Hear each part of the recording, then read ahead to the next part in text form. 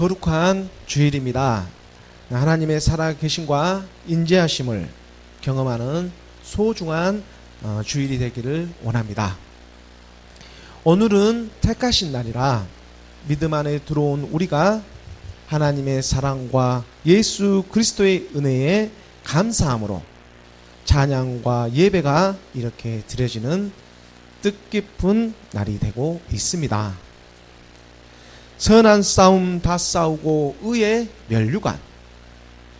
참으로 세상은 지치고 힘들게 할지라도 주님을 바라보며 나아갑니다.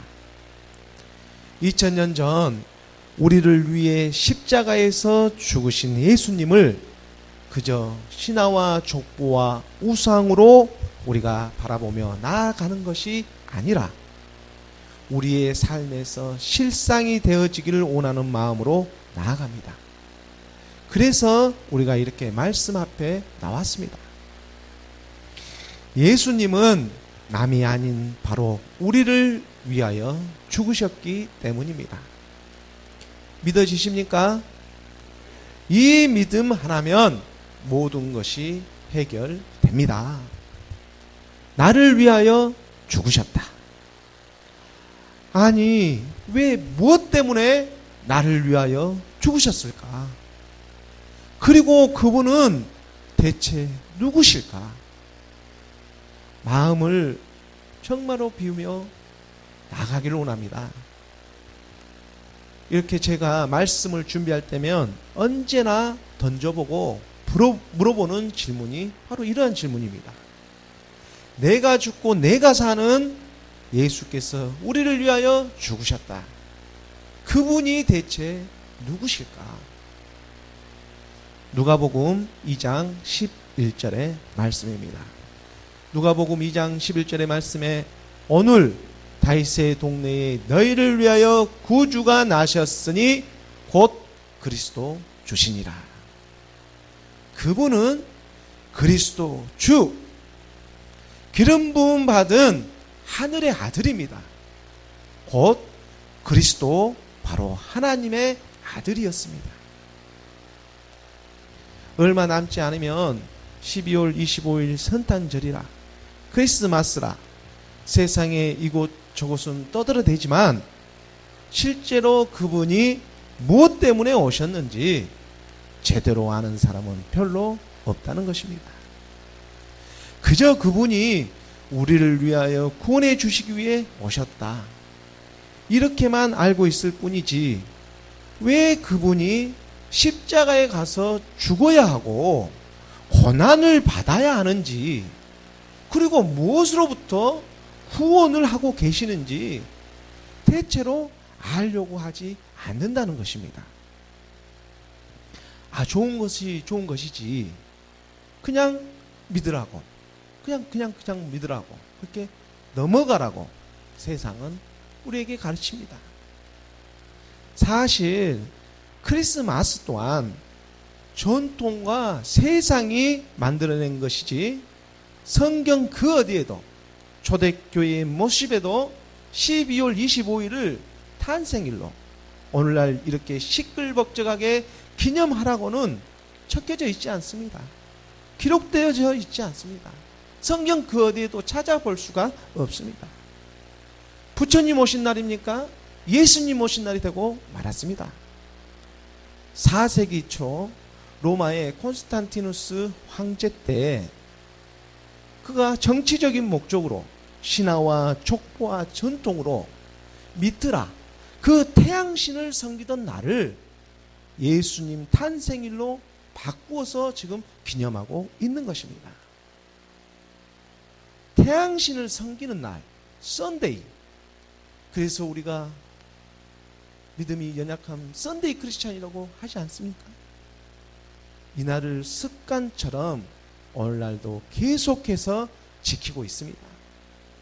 풍요와 물질의 그 상징으로만 어쩌면 당연한 일일지도 모릅니다. 그래서 세상이 오히려 믿는 사람보다 더 예수님을 더 알고 기억하고 있습니다. 하지만 그 예수님은 십자가로 가지 않으신 예수님, 그저 아기 예수로만 남아 있습니다. 거리에 그 백화점에 휘황찬란한 그 LED 네온 사인에 아름답기는 하지만 그 안에 갇혀서 정말이지 분별해야 할 때입니다. 이 세상은 정말로 마지막 때를 향해서 달려가고 있기 때문입니다. 빛이라고 해서 다 같은 빛이 아니고 믿음이라고 해서 또한 다 같은 믿음이 아닙니다. 빛은 하나요, 믿음도 하나일진데 사탄은 광명의 천사로 가장해서 미혹한다고 말씀으로 우리에게 가르쳐주고 계십니다. 고린도후서 11장 14절의 말씀입니다. 고린도후서 11장 14절의 말씀에 이것은 이상한 일이 아니니라. 사탄도 자기를 광명의 천사로 가장하나니. 마지막 때가 되면 이상한 일도 아닙니다. 그러므로 우리가 더욱 깨어서 근신하며 나아가야 하는 것이 바로 이러한 이유입니다. 사탄은 하나님을 맞이하는 것처럼, 받아들이는 것처럼 보이지만 실제로는 거부하고 있는 것입니다. 사탄이 언제 내가 사탄이요 하고 그렇게 드러내면서 옵니까? 그렇지 않습니다. 내가 원하고 필요한 곳에 마치 그 달닥지근한 사탕처럼 그렇게 부드럽게 우리에게 접근하고 있는 것입니다. 그리고 그 사탕을 우리가 주체하지 않고 먹게 되면 결국에는 이가 썩게 되고 당뇨병까지 걸려서 병원에 가게 되고 잘못하면 죽기까지 하는 것입니다. 그래서 오히려 이 세상 일이 잘 되고 뭔가 뜻대로 이 세상에서 풀려가고 있다면 오히려 경계하고 또 우리가 말씀을 더욱 붙잡아서 나아가는 그러한 마음이 오히려 필요한 것입니다. 성탄절이라 그 예수님의 탄생을 기념하며 기억하는 것은 물론 너무나 좋고 그 나쁜 일이 아닙니다. 축복하고 우리가 축하해야 하는 것입니다. 하지만 이제는 구원받은 우리가 그 성탄절의 의미를 제대로 알고 축하하며 기억되어져야 한다는 것을 지금 저는 말씀드리고 있는 것입니다. 진리를 알지니 진리가 너희를 자유롭게 하리라. 십자가에 죽으시고 하나님 보좌 우편에 앉아 계신 우리 주님이 오늘 또 우리를 지켜보고 계십니다. 그분이 지금 어떻게 생각하시겠습니까? 이 세상을 바라보게 되면 바로 그분은 다른 일 때문에 오신 게 아니라 자기 백성을 그들의 죄에서 구원하시기 위해서 오셨습니다. 이것을 확실히 하고 우리가 나아가야 하는 것입니다. 마태복음 1장 21절의 말씀입니다. 마태복음 1장 21절의 말씀에 아들을 낳으리니 이름을 예수라 하라. 이는 그가 자기 백성을 그들의 죄에서 구원할 자이심이라. 예수님은 이 땅에 자기 백성을 그들의 죄에서 구원하시기 위해서 오셨다는 것입니다. 우리가 못하니까, 우리가 우리 죄를 어떻게 할 수 없으니까, 우리 자체가 죄이기 때문에 그래서 그분이 직접 이 땅 위에 오신 것입니다. 그리고 그 몸의 죄를 정하시고 십자가로 올라가셨습니다. 아니, 하나님의 아들이 자기 몸의 죄를 정하시고 그리고 십자가에서 죽으신 것입니다. 그것도 단번에 말입니다. 믿어지십니까? 이 믿음이 우리에게 있기를 원합니다. 우리가 믿든 믿지 않든 예수님은 십자가에서 죽으셨습니다. 우리의 옛사람에 속지 마시기 바랍니다. 사망의 몸, 죄의 몸을 그리스도와 함께 십자가에 못 박았음을 선포하는 저와 여러분이 되기를 간절히 소원합니다. 그분은 우리가 아직 죄인 되었을 때에 우리를 위하여 죽으셨습니다. 우리가 잘나서가 아니라, 우리가 똑똑해서가 아니라 우리가 아직 죄인 되었을 때 말입니다. 우리가 아직은 세상에 묻혀 이렇게 흥금하며 살아가고 있지만 하나님을 향하려는 지금 이 작은 믿음 하나가 그 우리의 믿음 안에서 지금 성령님은 불을 지펴주시고 지금 우리에게 의롭다, 너가 의롭다, 그러니까 걱정하지 말고 나를 따라오라고, 그렇게 지금 오늘 또 이 시간에 하나님은 말씀으로 간절하게 가르쳐주고 있는 것입니다.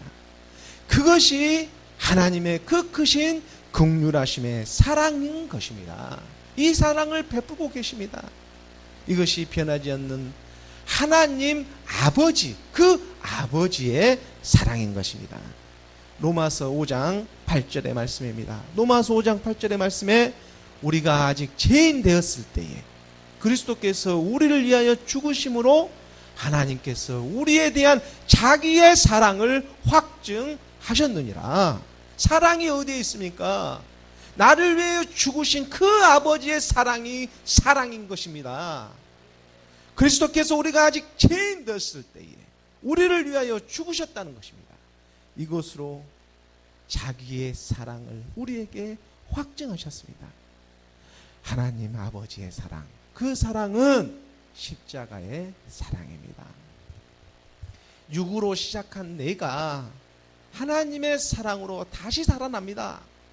육으로 난 것은 육이요 영으로 난 것은 영이라. 그러므로 우리가 아무리 우겨도 하나님께 속한 사람은 영이신 이 말씀이 믿어지고 우리 안에서 생명으로 역사하시기 시작합니다. 복음으로 나아지기 시작한다는 것입니다.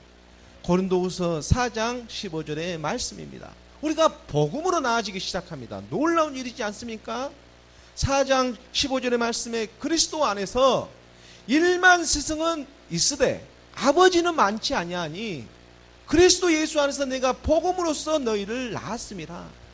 그리스도 안에서 믿는다고 하는 그런 스승, 가르치는 사람은 많을지라도 아버지는 많지 않은 이런 세계를 여러분 믿으십니까? 이건 믿음의 계시로 성령으로 받아들이지 않으면 믿어지지 않는 세계입니다. 그리스도 안에서 여기도 그리스도, 여기도 저기도 가르치고 교육하는 것은 많아질지라도 이것은 우리가 가르치고 배운다고 해서 배워지는 세계가 아닙니다. 1만 스승은 많아도 아버지, 그분이 우리의 아버지가 된다는 이 사실이 믿어지기 시작하는 것입니다. 이게 바로 복음의 능력이요 복음으로 너희를 난 증거가 되고 있는 것입니다. 지금은 나는 잘 믿어지지 않고 바로바로 응답되지 아니할지라도 내 안의 영이 자꾸만 반응하기를 원하고 있는 것입니다.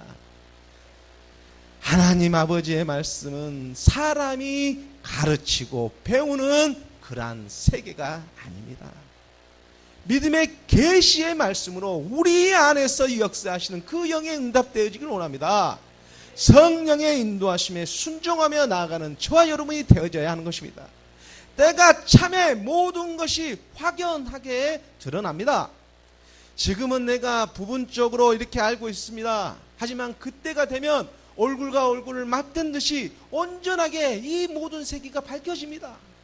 그러므로 하나님께서 오늘 우리에게 허락하신 말씀을 아멘으로 받는 저와 여러분이 되기를 그리스도 예수의 이름으로 간절히 소망합니다. 오늘 말씀으로 들어가도록 하겠습니다. 오늘 본문 말씀 사도행전 9장 36절의 말씀입니다. 사도행전 9장 36절의 말씀을 우리가 한 목소리로 봉독하도록 하겠습니다. 시작. 요바에 다미다라 하는 여제자가 있으니 그 이름을 번역하면 도르가라. 선행과 구제하는 일이 심히 많더니. 베드로 사도가 유대의 그 여러 지역을 지금 다니고 있습니다. 우리가 저번 주 말씀에서도 살펴보았듯이 루다에 사는 그 중풍병자 애냐를 일으켜 세우고 또 주변에 많은 사람들을 그로 인해 죽기로 이렇게 돌아오게 하지 않았습니까? 하나님께서 베드로 사도를 통해 이러한 신유, 고치는 사유, 이런 신유의 역사를 보여주심으로 말미암아 그 하나님의 아들을 더욱더 증거케 하고 있는 것입니다.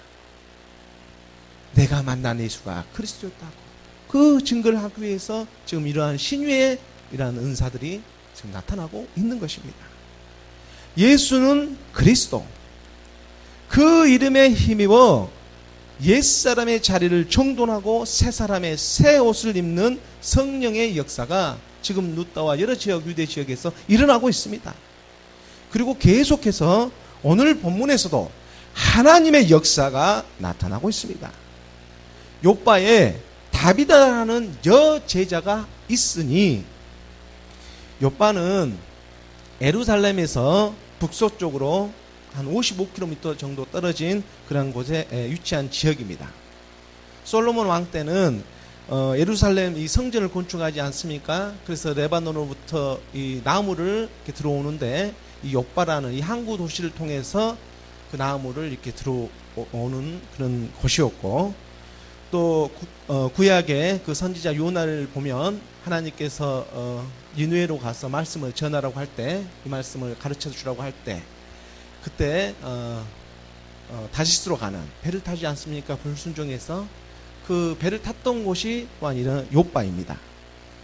오늘날에는 그 이스라엘의 가장 큰 도시 중에 하나인 텔아비브라고 하는 그런 지역이기도 합니다. 바로 이곳에 다비다라 하는 그 한 여제자가 있었습니다. 그리고 그 이름을 번역하면 도루가라고 또 이렇게 불려졌습니다. 다비다라는 이름은 히브리어와 비슷한, 그때는 아람어를 많이 썼습니다. 그래서 아람어가 여러 말씀이 이 성경에서 나오죠. 뭐 엘리엘리 라마 사막다니라든가 마라나타라든가 달리다굼, 뭐 이러한 표현들이 다 아람어입니다. 그 아람어는 히브리어와 비슷합니다. 그리고 또 이 히브리어인 다비다의 이름이 헬라어로 말하면 도루가라고 합니다. 그때는 그 그리스어를 또 많이 사용을 했죠. 그래야 하기 때문에 신약 말씀은 헬라어로 쓰여져 있습니다. 그래서 도루가, 또 말하면 도루가라고 하는 헬라식 이름이 바로 다비다의 이름인 것입니다. 둘 다 그 이름의 뜻은 사슴이나 영양을 이렇게 그 이름의 뜻을 가지고 있습니다. 그리고 그는 여제자였습니다. 성경에서 공식적으로 그리스도를 따르는 여제자라는 표현은 이곳에서만 지금 나타나고 있습니다. 그만큼 다비다는 믿음 안에서 신실한 사람이었음이 틀림없었을 것입니다. 이 말씀의 뒷부분에 보면 선행과 구제하는 일이 심히 많더니 이렇게 말씀하고 있지 않습니까? 다비다는 예수 그리스도를 믿음으로 이 선행과 구제하는 일이 심히 많았습니다. 심히 많다는 것은 그녀의 삶 자체가 이러한 선행과 구제하는 일에 충만하였다는 그런 의미를 또 가지고 있는 것입니다. 그랬던 그녀가 그만 병들어서 죽었습니다. 병들어서 죽게 되었습니다. 사도행전 9장 37절의 말씀입니다. 37절의 말씀을 우리가 함께 봉독하겠습니다. 시작. 그때에 병들어 죽음에 시체를 씻어 다락에 누이니라. 보통 유대의 전통상 사람이 죽으면 그날 장사하고 이렇게 부정한 것으로 취급해 사람들이 만지지도 않고 그렇게 하는데, 지금 여기 보면 다비다는 여느 그러한 사람의 죽음과는 달리 그 시체를 씻고 바로 장사를 지내지 않고 이 다락에 누이고 있습니다. 다락이 어디입니까?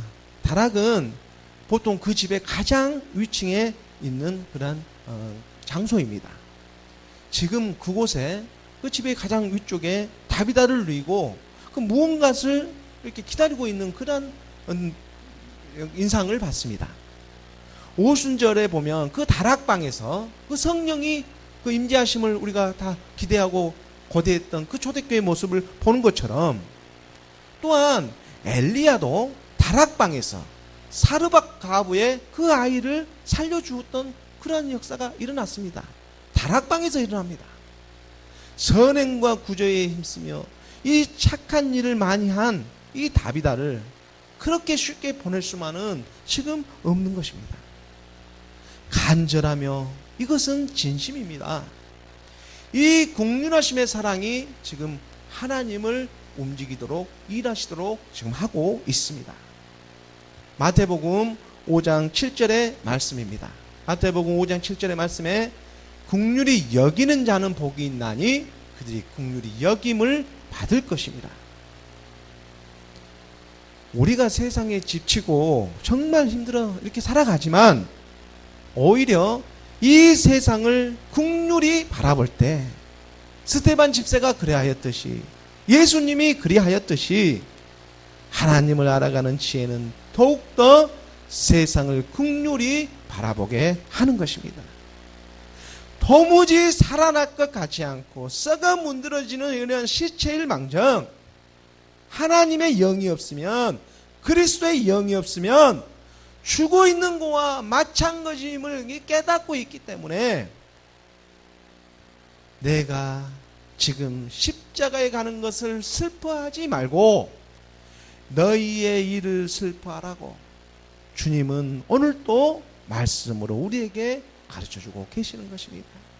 누가복음 23장 28절의 말씀입니다. 누가복음 23장 28절의 말씀에 예수께서 돌이켜 그들을 향하여 이르시되 예루살렘의 딸들아 나를 위하여 울지 말고 너희와 너희 자녀를 위하여 울라.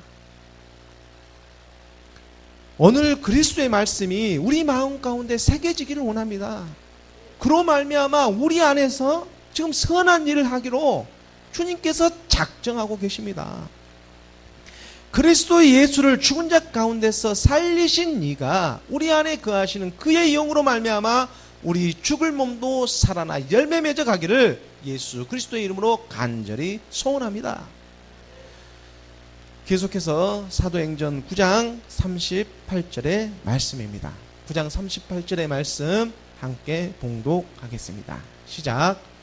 루다가 욥바에서 가까운지라 제자들이 베드로가 거기 있음을 듣고 두 사람을 보내어 지체 말고 와달라고 간청하여 루다에 있는 베드로에게 제자들이 찾아왔습니다.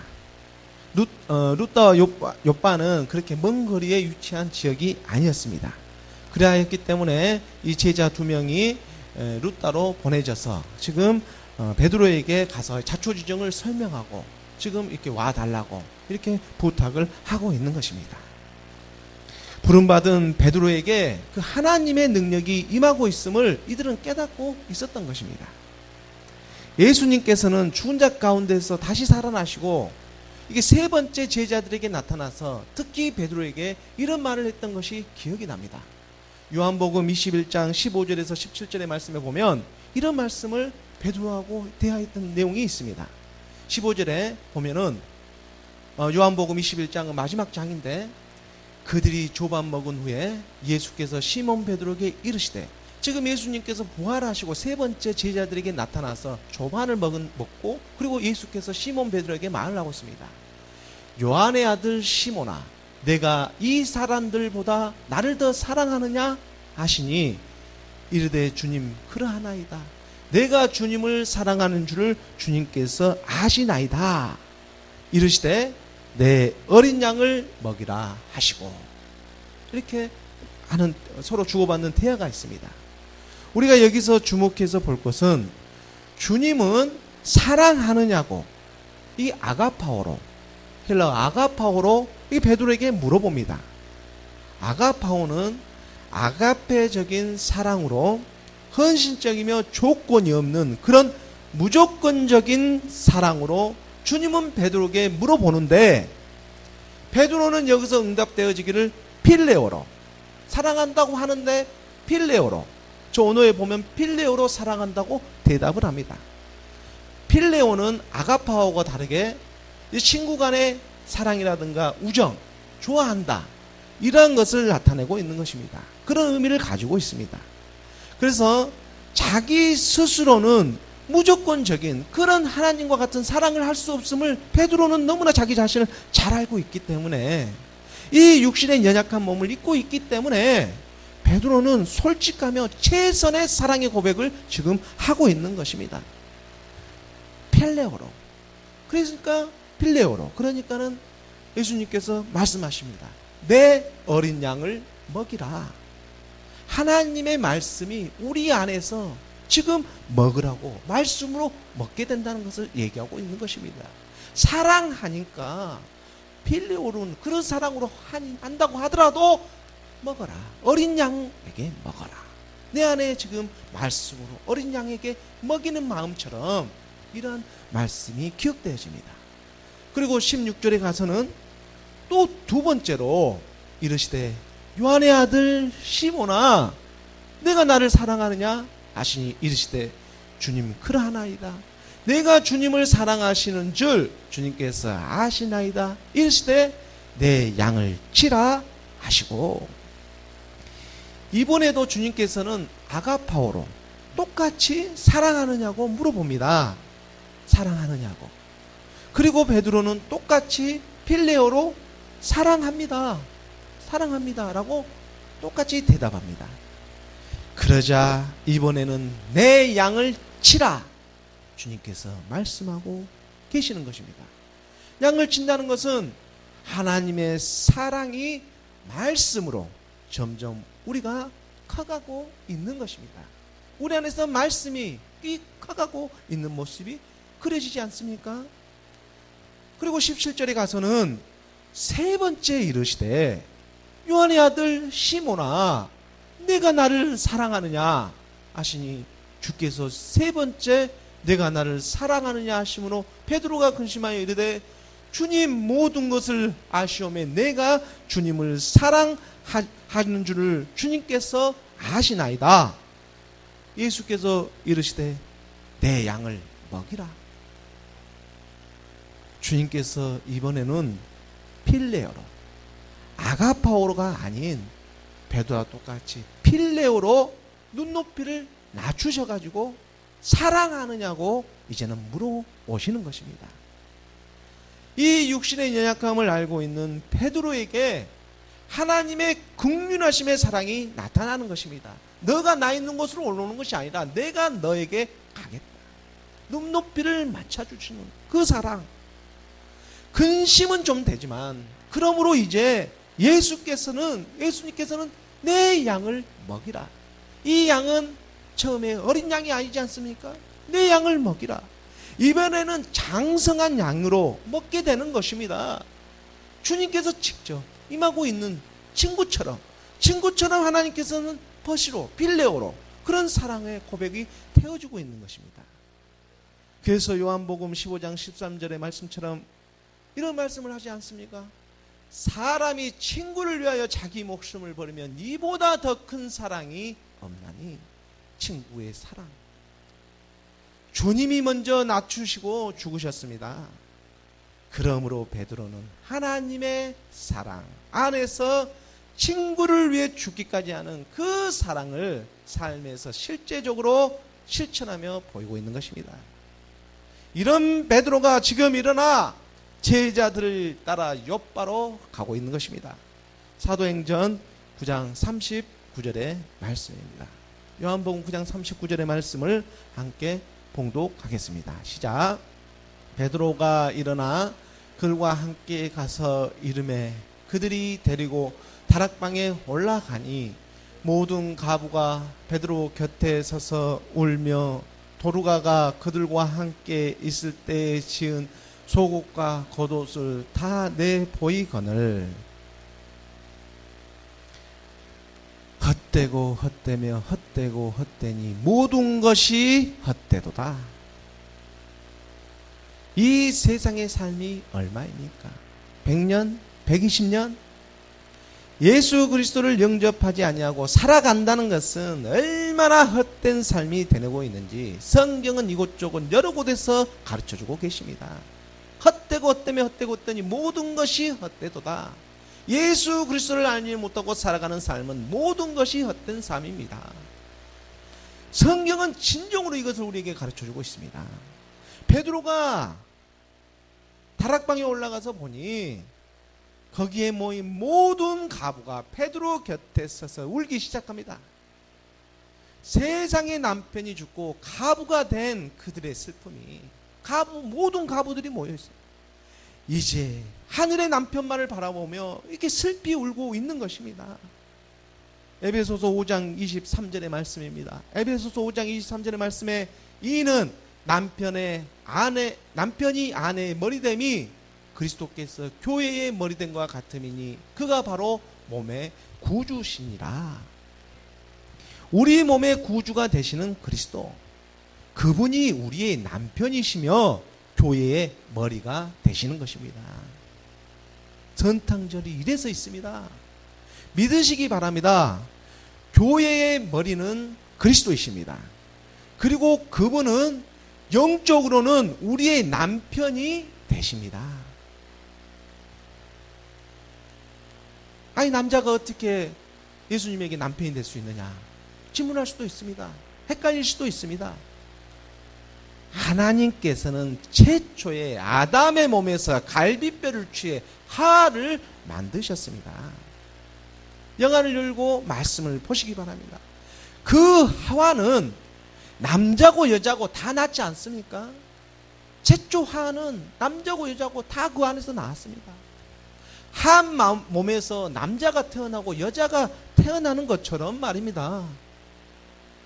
그러므로 남자가 여자에게서 난 것이 아니라 여자가 남자에게서 난 것입니다. 고린도전서 11장 8절의 말씀입니다. 고린도전서 11장 8절의 말씀에 남자가 여자에게서 난 것이 아니요 여자가 남자에게서 났으며 아담에게서 그 갈비뼈를 취해 하가 만들어졌고 하를 통해서 남자와 여자가 태어나는 역사가 일어나는 것입니다. 그래서 우리의 한 분 그리스도 남편은 예수 그리스도 우리 주님 그분이 되시고 있는 것입니다.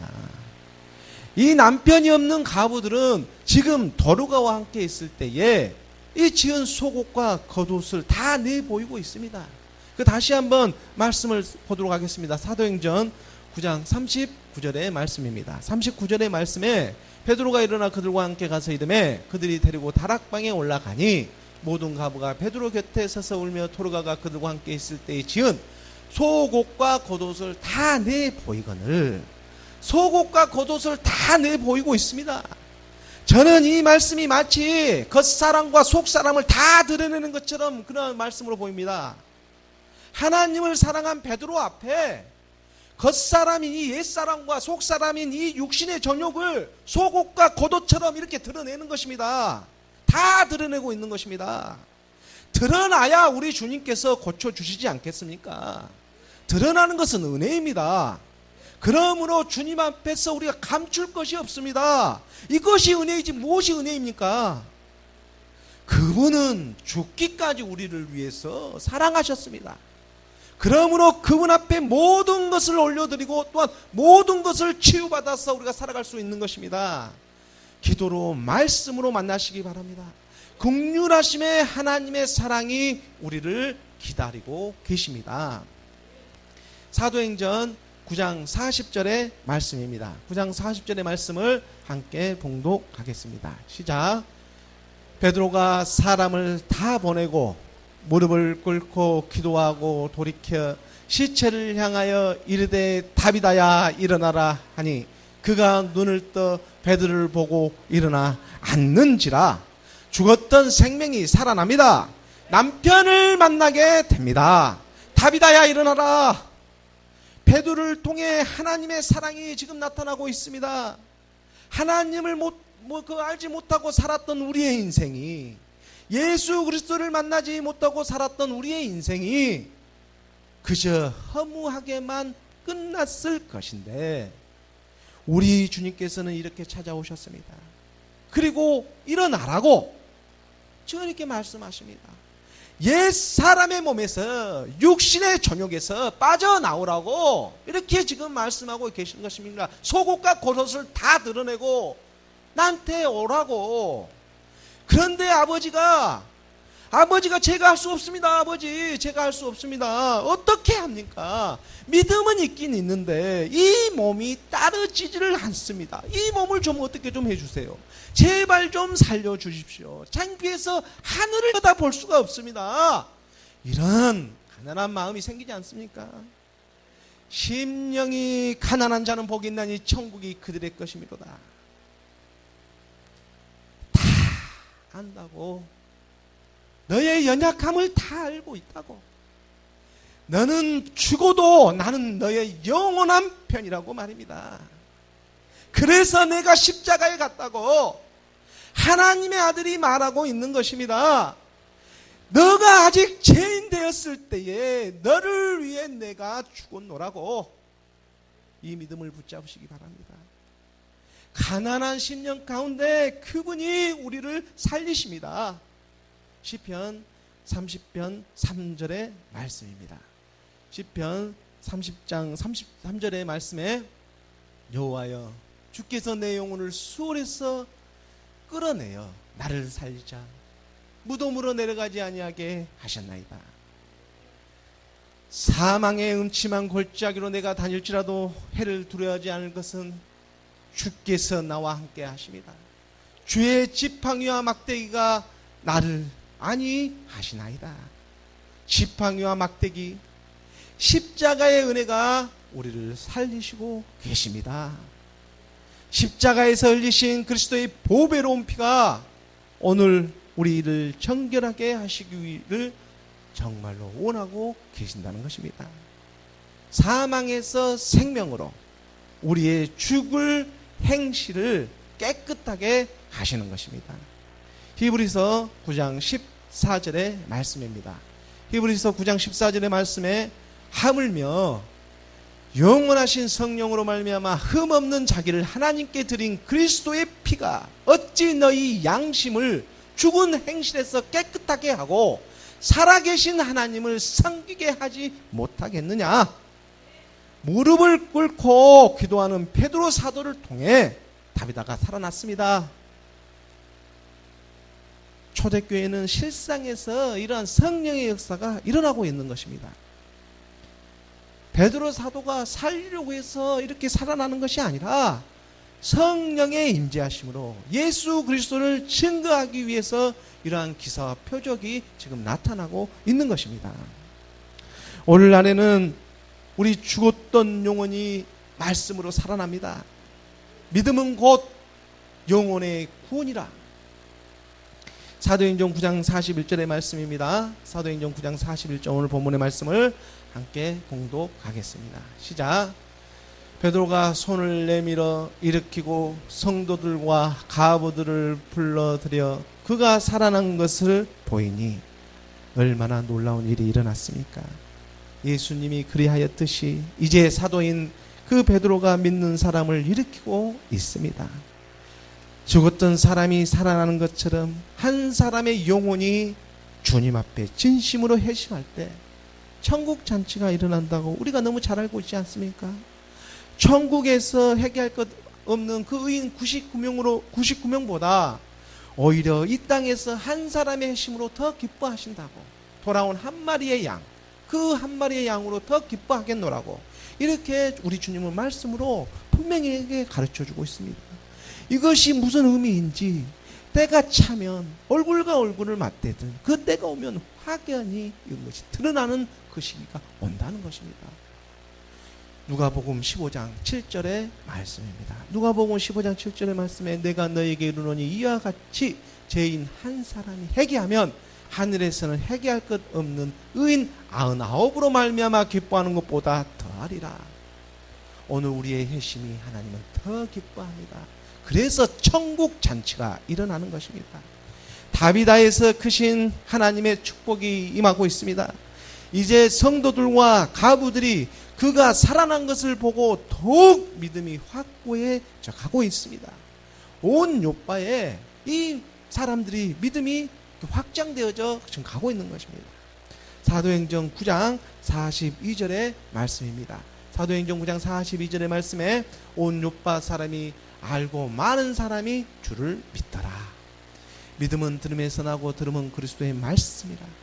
우리의 믿음이 때로는 기우뚱거리고 현실의 벽 앞에서 부딪힐 때도 있습니다. 지금 내가 무엇을 하고 있나 하는 이러한 생각이 들 때도 있습니다. 그저 이 세상이 허무하고 솔직히 그럴 때가 있지 않습니까? 사람인지라 연약합니다. 그래서 예수님이 베드로에게 너는 나를 사랑하느냐고 무려 3번씩이나 이렇게 물어보고 있는 것입니다. 이러한 사랑의 역사는 한 번에 끝날 그런 문제가 아닙니다. 로마서 8장 30절의 말씀처럼 또 미리 정하신 그들을 또한 부르시고 부르신 그들을 또한 의롭다 하시고 의롭다 하신 그들을 또한 영화롭게 하셨느니라.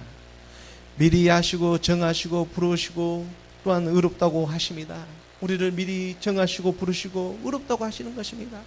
그리고 영화롭게까지 하신다고 이런 말씀을 먼저 답을 내려놓고 그리고 우리를 부르시고 지금 이끌고 가고 계시는 것입니다. 우리에게는 이러한 성화의 과정이 지금 놓여져 있습니다. 그러므로 때론 근심도 하게 되는 것이고 걱정도 하는 것입니다. 근심하고 걱정하며 사는 것입니다. 이제 이러한 근심도 주님 안에서 이루어지고 있는 것이지 않겠습니까? 우리의 모든 근심이 지금 어디에서 이루어지고 있습니까? 주님 안에서 이루어지고 있는 것입니다. 그래서 이러한 근심도 주님 안에서 이루어지고 있기 때문에 오히려 구원에 이르는 그러한 해결을 이루게 하시는 것입니다. 말씀에서 발견되어집니다. 우리의 삶이 말씀에서 발견되어져야 합니다. 고린도후서 7장 10절의 말씀입니다. 고린도후서 7장 10절의 말씀에 하나님의 뜻대로 하는 근심은 후회할 것이 없는 구원에 이르게 하는 해결을 이루는 것이요 세상의 근심은 사망을 이루는 것이니라. 그러므로 너무 실망하거나 낙심하지 마시기 바랍니다. 우리가 하는 근심은 세상의 근심으로 보일지는 몰라도 실은 하나님의 뜻대로 하는 그런 근심이 되고 있기 때문입니다. 이미 교회 안에 이렇게 들어와 있지 않습니까? 그래서 우리가 세상 근심하는 것은 이미 주님을 위한 그런 근심이 되고 있는 것입니다. 하나님께서 말씀하고 계십니다.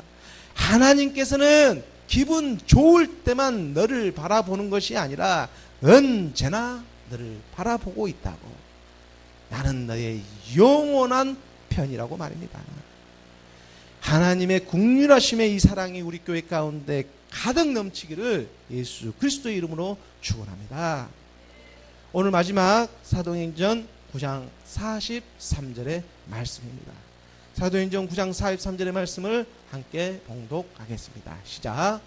베드로가 요빠에 여러 날 있어 시몬이라 하는 무두장의 집에서 머무니라. 베드로가 다비다를 살리고 그 지역에서 얼마나 유명해졌겠습니까? 하지만 베드로는 결코 허세를 부리지 않고 무두장이라는 그 짐승의 가죽을 파는 집입니다. 무두장이라는 집은 그 어쩌면 가난한 그러한 집에 들어가서 이렇게 거하는 것입니다. 정과는 달라지는 그 겸손한 베드로의 모습을 이곳에서 우리가 발견할 수가 있습니다. 사람을 살린 이러한 기적과 이런 기사를 나타낸 이 베드로가 무두장의 집에서 하는 것입니다. 그 근방에 장로고 권사고 얼마나 화려한 사람들이 있겠습니까? 하지만 거기에 가지 않고 오히려 가죽 파는 그러한 곳에 거하며 나가는 것입니다. 잘 나갈 때 조심해야 되는 것입니다. 그래서 이제는 자기가 하는 것이 아니요 주님께서 일하고 계심을 너무나 잘 알고 있기 때문입니다. 하나님의 사람으로 살아간다는 것, 그것은 참으로 행복한 일입니다. 작은 것에도 감사할 수 있고 기뻐할 수 있는 이 소박함을 우리에게 주어지기 때문입니다. 세상에 살았을 때는 결코 우리가 누릴 수 없는 이 작은 것의 축복, 이 소박함을 감사함으로 기뻐할 수 있는 것, 이것은 하나님의 영이 아니면 가질 수 없는 그러한 기쁨이 되는 것입니다. 세상에선 도저히 이러한 기쁨을 누릴 수가 없습니다. 더 가지려 하고 더 먹으려 하고 더 하려고 하지. 그러면 계속 그 깨진 항아리에 물 붓기식으로 나아가는 것밖에 없는 것입니다.